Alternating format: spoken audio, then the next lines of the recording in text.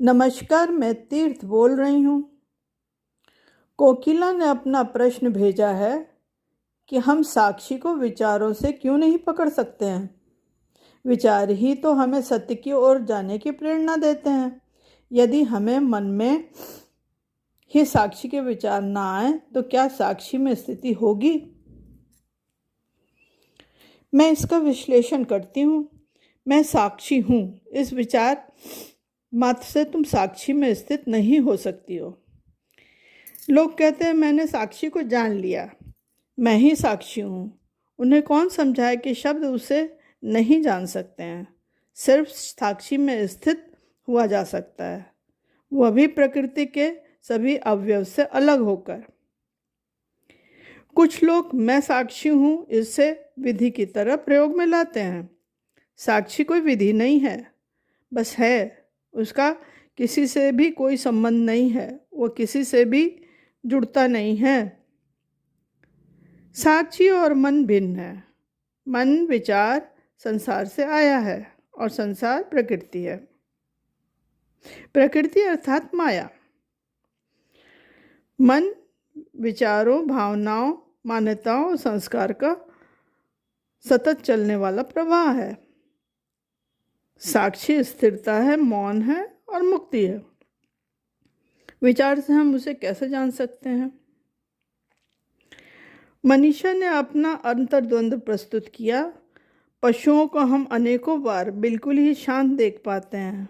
वे उत्पात तभी करते हैं जब उनमें उठते हुए भाव उन्हें परेशान करते हैं।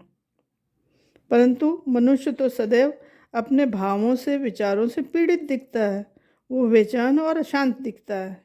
क्या कारण है, बताएं। ठीक है, मैं कहती हूँ, पशुओं में स्वयं को जानने की, साक्षी होने की अभिलाषा नहीं होती है। वे जैसे हैं वैसे ही बढ़ना चाहते हैं और वैसे ही मृत अवस्था को प्राप्त करते हैं। मनुष्य स्वयं को जानना चाहता है, उसे सत्य को जानने की उत्सुकता होती है, परंतु पशु में यह चाह नहीं होती है। उनकी बुद्धि अभी उस स्तर तक विकसित नहीं हुई होती है। वे अभी निचले पायदान पर हैं। पशुओं के भाव उन्हें चलायमान करते हैं, विचार उन्हें त्रस्त नहीं करते हैं। मनुष्य ही एकमात्र है जो विचारों की बाढ़ से पीड़ित होता है। मन और विचार के संबंध में एक बात जानना आवश्यक है कि मन सदा ही स्पंदित होने वाला प्रवाह है। यदि उसमें कोई व्यवधान आता है तो वो कुंठित हो जाता है। दूसरा, यह सदा ध्वनित मन, जिसे हम जैसा कच्चा माल देंगे वो उसी को पकड़कर ध्वनित होगा। यदि उसे अनर्गल बातों का ढेर मिलता है तो वह उसी के अनुरूप उत्पाद बनाएगा, और यदि उसे शुद्ध आध्यात्मिक चिंतन विचार मिलेगा तो वह उसी में डूबा हुआ, उसी से ओतप्रोत उसकी प्रस्तुति होगी। मनुष्य की बेचैनी, पीड़ा का कारण जो वो चाहता है वो नहीं मिल रहा है। वह सोचता है कि मैं सांसारिक चीज़ों से बहताया उसे शांति मिल जाएगी, अतः वह अंधी दौड़ में शामिल है। परंतु उसकी प्यास स्वयं अपने को पाने की है, यही उसे शांति प्रदान कर सकती है। ठीक है, फिर मिलेंगे।